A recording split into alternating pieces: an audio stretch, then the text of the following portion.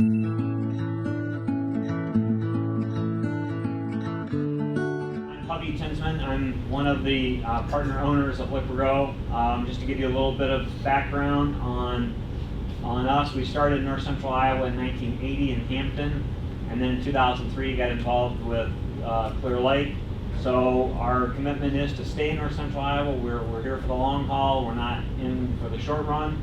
There are another 10 locations throughout eastern Iowa, all pretty much east of 380, except for we do have a branch in Traer, just south of Waterloo.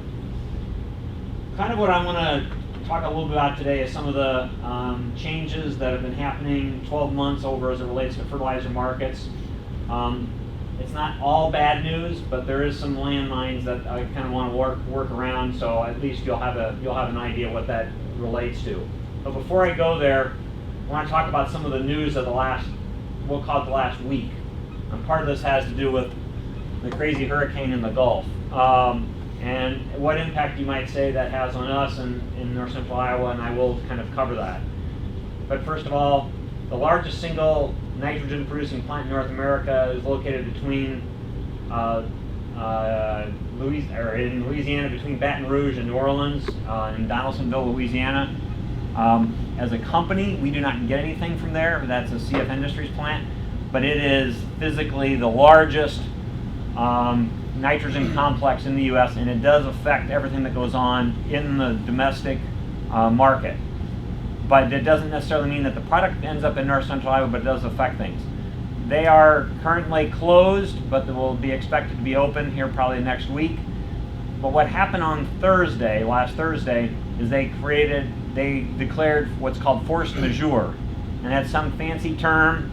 Basically it means is, if we don't have your order, we won't accept a new order, because we don't know if we can make it. Number two, if we have one of your orders, you're going to basically get cut. We just don't know necessarily how much you're going to get cut by. It might be either 100% or it might be a partial percent.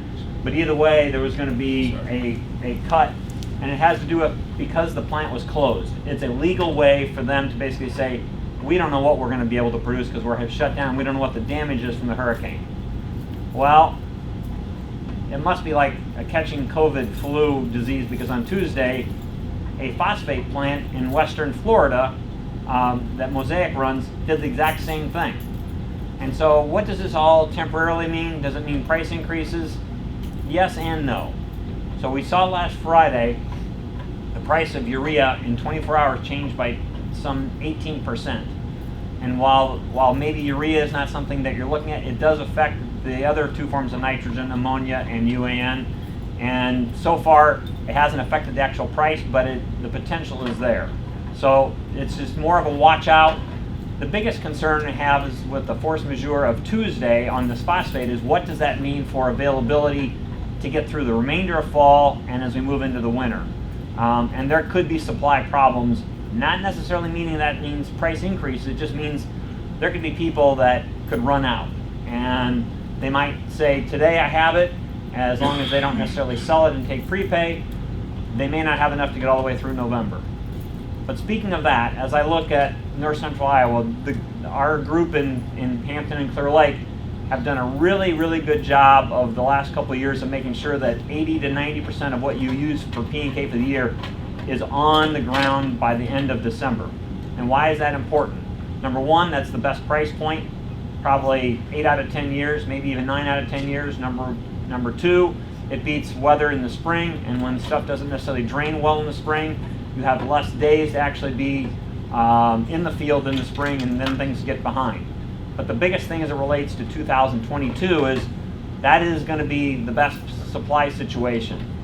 What do I mean by that is, this fall there is an adequate supply of both P and K. I know that we have, and the point is, as long as that number still fits in that 80 to 90% of the annual, there should not be any supply issues. A bunch of the P we already have, it's sitting in Hampton already. The K contracts have been signed. I don't see any hiccups, but I'm going to go through each of the three major nutrients, because there are issues as we look forward to the supply through the rest of the fall. This is going to be kind of a messy piece of the economics, but I want you to see if I can draw your attention to what this really means.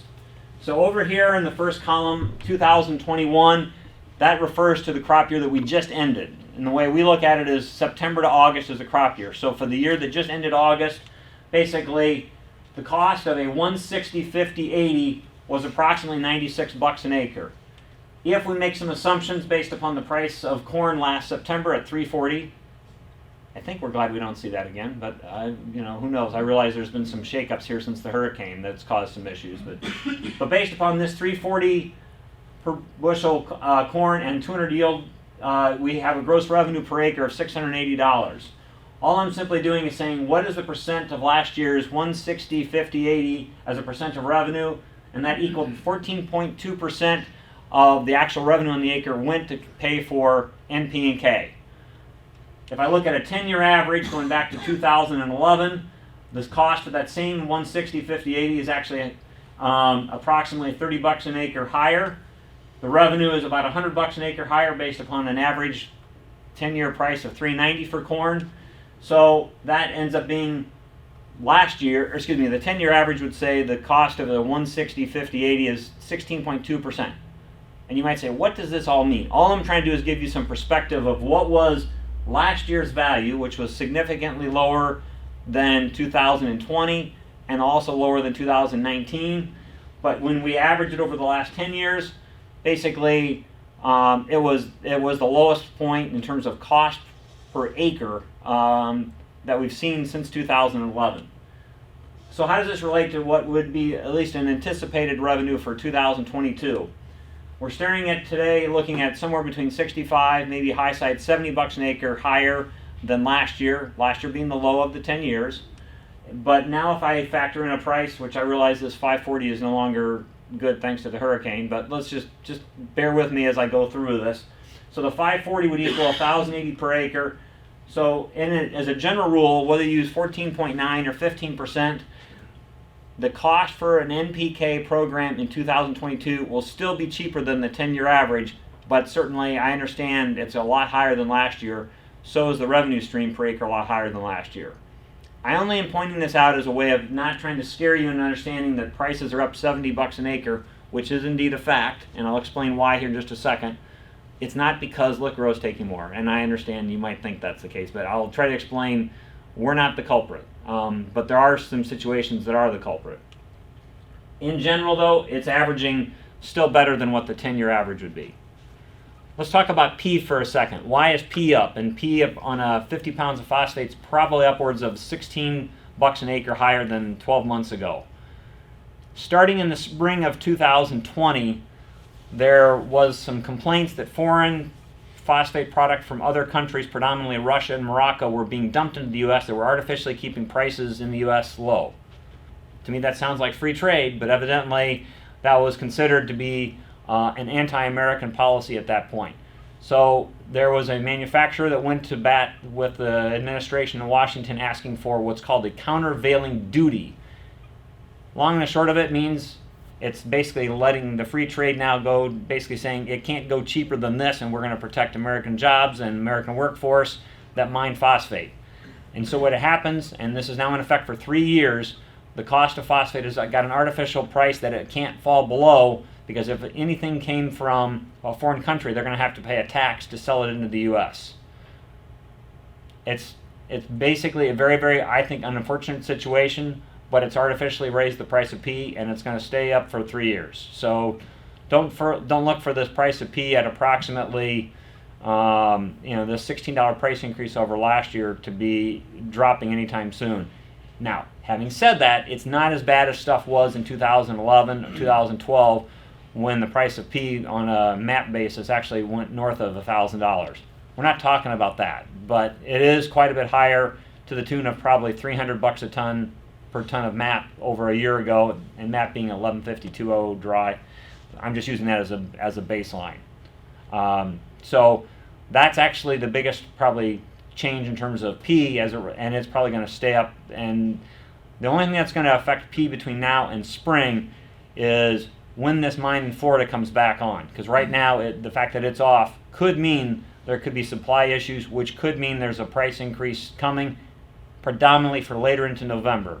So the key message I'd like to at least leave with you is, if you're looking for what is the, quote, best time to buy, it's not so much the best time to transact with cash, but you want to make sure that it's on the ground before the end of December. I can say for sure that in 2022, that's going to be the low. It's got to hit the ground.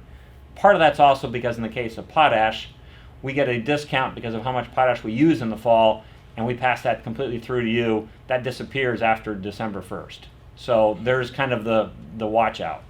Speaking of potash, the demand over the last 3 years has dramatically changed, partly due to the price changes in terms of commodities, whether it be wheat or corn or beans. But there's also been a high use because people had basically backed off a lot of the use rates on in the prior 3 or 4 crop years. So we've got demand going up. Then we've had a very large mine get flooded in end of May, which did not affect anything for 2021, but it's artificially really cramped the supply situation. While others have picked up some of the supply, it has not picked up everything. And so what we have is we have a very large potash price increase to the tune of north of $300 a ton. So if you do the math per acre, there's another $15 an acre. And so yes, this 50/80 is probably staring at somewhere in the neighborhood of $35 an acre higher. So of the $65 to $70 I'm talking about, half of it is P&K. The other half is nitrogen. Which leads me to my last thing as it relates to nitrogen. Compared to 12 months ago, we've seen a dramatic change in the price of nitrogen. There's only one culprit. It's the price of corn. And I'd like to be able to tell you it's some other reason than that, but it's not. And this hurricane is definitely going to cause some supply issues. I don't know if it's the long-lasting price issues, but definitely supply issues that will last at least through November. Who knows if longer than that. Now, speaking of supply, I wanted you to know that over the last 10 years, we've added additional storage in north central Iowa, so we do not need to rely upon in-season shipments. When there are things that are called force majeure where you are limited in terms of what you can take, and sometimes this happens out of Fort Dodge too. By the way, we do not make nitrogen. We buy it from either the river or from Fort Dodge, so we're a user of nitrogen, but we do not make nitrogen. We make fluid suspension fertilizer, but we do not make nitrogen. So we're at the mercy of however the nitrogen market changes. And in fact, in June, this past June, to try to actually buy product for 2022, we were very limited in terms of what we could buy because basically there was already production snafus that were causing people to not sell as much as they. Well, if we wanted to buy 100, if we were lucky, we might be able to buy 15. So I mean, the point is, supply was already getting stripped, and it was basically constrained right from the get-go. Is that because the price was higher? Not necessarily, but we haven't seen prices drop from where they were in April. In fact, if anything, they've increased by probably 15 or 20 bucks. So, and that probably has still got some upside. So the concern for 32 or urea is there's potential upside because of basically a shortage, frankly. And part of the shortage is basically because there are production closures. Speaking of closures, you've heard there's a pretty good size nitrogen plant in southeast Iowa, south of Burlington in Weaver, Iowa, and it's a big player in terms of even as far as Clear Lake, Iowa, it's a significant player. It's now going to be shut down for 3 months. That 3 months, and it's because there are some problems with the actual production, both of ammonia and urea, not so much UAN, and because of that, they're never going to catch up. So there's going to be consistent issues with supply all the way along. The reason why we have large storage in Hampton is strictly because we just don't feel comfortable relying upon what I would call in-season shipments. It seems to always have something, some excuse, some problem, some whatever. Sometimes they're man-made, sometimes they're real. And if we have the product, we know that basically we can supply it to you in the timely manner that you've come to expect. I'm going to move on, and then I'll come back to so. What I kind of want to talk to you a little about is over the last 3 years, we've dramatically changed what our supply situation is, both in terms of UAN and when I say UAN, I'm talking 32% nitrogen solution, or potash. So we've added some additional storage company-wide, and that's affected the benefit of potentially what's available in Clear Lake and Hampton, strictly because we are able to basically secure the product. Not necessarily always do you get a better price, it's just a matter of you physically have the product, which is really what we're after. And that's been true for nitrogen specifically. But as it relates to P&K, we want to be able to store everything that we know we need for the fall and physically see it, in other words, have it by the 1st of October. That was true last year. It will be true this year as well. So there should be no reason why we have hiccups in terms of supply for those acres that want to be treated this fall. And approximately, what I'm about to tell you is just something for you to think about. Something that's not applied this fall, that's applied in the spring for the same rate, don't be surprised if it's somewhere north of $5 an acre higher. And that's just because there's an anticipated potash price increase coming, which right now we're protected from if it's on the ground this fall. If it's not on the ground this fall, it's vulnerable to a potential price increase.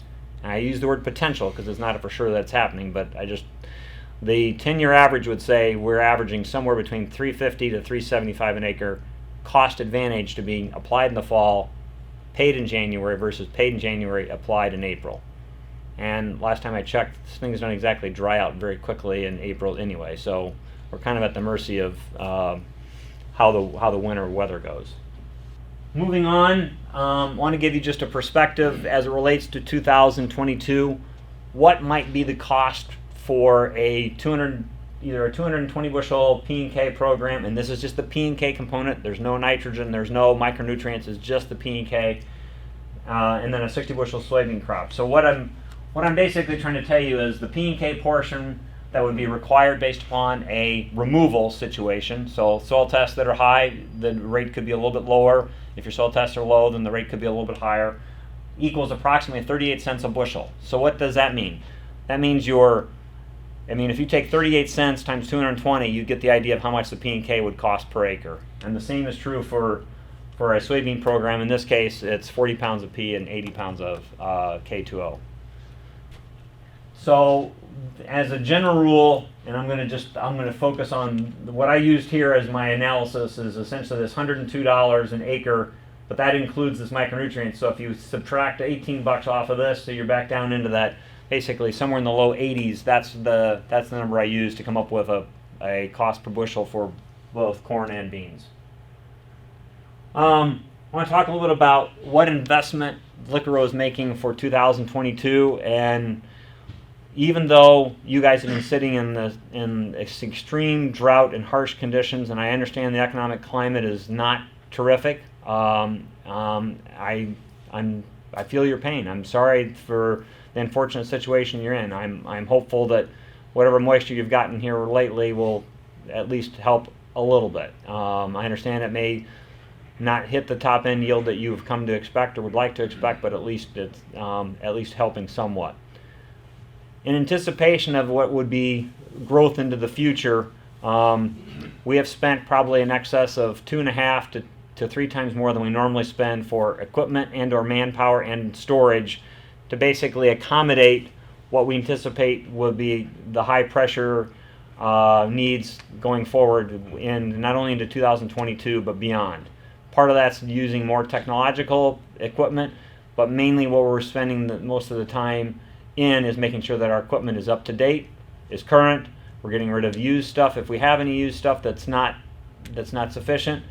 And then lastly, we are still looking to hire additional people. I mean, we're still expanding in terms of wanting to be able to have enough people to survive not only into the future as you grow, but basically we need to have the capacity that keeps up with you, and we think we're poised to actually do that. Lastly, despite the economic climate that you may feel like you're faced, our aim, and I think we're here to not only prove that today, but also all year long, and that is whatever your economic desires are for 2022, we believe we have the manpower, the equipment, and the programs to help your profitability in 22.